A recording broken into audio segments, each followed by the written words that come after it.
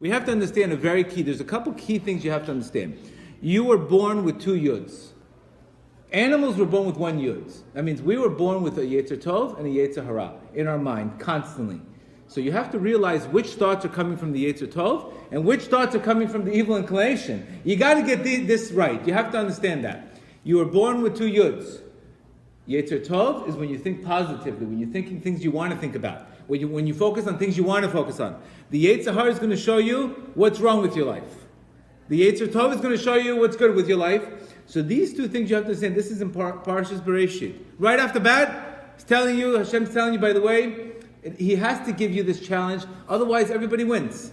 If everybody doesn't have a Yetzer Hara, then everybody wins. What's the purpose of creation? If everybody can think positively. But the reward comes when you fight your negative thoughts.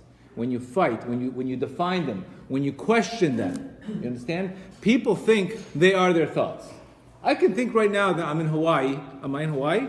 No. I'm in West 60 Highway right now. I'm in the middle of Miami. I'm not in Hawaii. But the problem is when people believe what they think about, that causes their reality.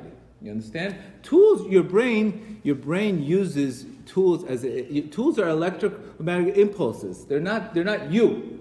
You are a soul that uses your brain to get to a destination. You are not your thoughts.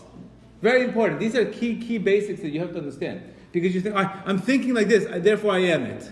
It's not true. A thought comes to you based on your previous history, all your previous, your childhood, etc. Your subconscious is basically 80% of your memory. So you are not the thought. You can actually change it. You have to understand that. The problem is when we believe the thoughts. In life, you can't say, positive thinking, we're going to come. It's not so true. Because you're going to have to basically look at your life like I have a garden in front of me, that if I don't invest time in pulling the weeds out of my life, they're going to grow and they're going to destroy me. Weeds don't need any motivation to grow. We know when you have a weed, it's going to grow in a crack, it's going to grow in a window, it's going to grow wherever it wants to be. Weeds don't need. So our job is to be mindful. Oh, by the way, I have a weed in my garden. I have to take it out.